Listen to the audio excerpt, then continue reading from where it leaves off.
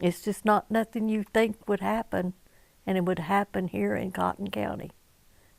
Those things don't happen. And you just think they don't happen to you if they did happen. Maxine Benson says the last time she saw her husband Grady was at Bill's Catfish in Waurika on November 9th, 2022. They had dinner before she left for a girls' trip to Missouri. He got my suitcase out and brought it over, put it in their car, kissed him goodbye. And that was it. Authorities believe Grady then drove to his home in Randelette, about 15 miles away from the restaurant, to meet up with his son, Grady Jr. He had come back by the field and brought me supper that night from the fish house.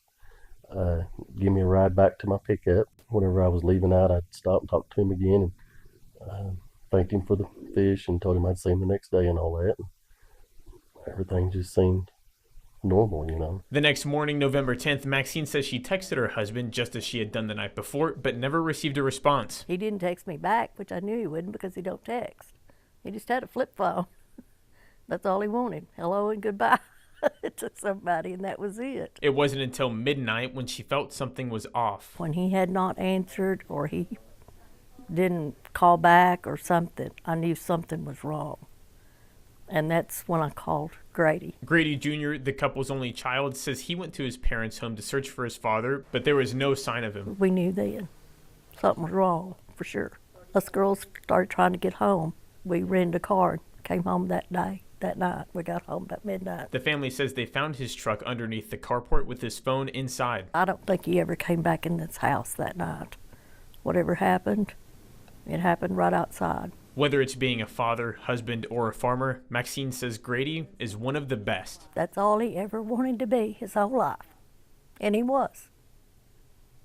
To me, there was no one better. He began farming at the age of 8. His main focus was cotton, but later changed to wheat until he retired in 2016, leaving the business to their son. He never hurt anybody or wanted to see anybody hurt in any way. That's why nobody can understand what happened.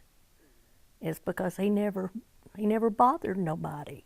He did his work, took care of his family, and that was it. Randelette, Oklahoma is a small town of around 290 people, and when word got out about Grady going missing, the community showed up to help. The first weekend, you couldn't even get down this road.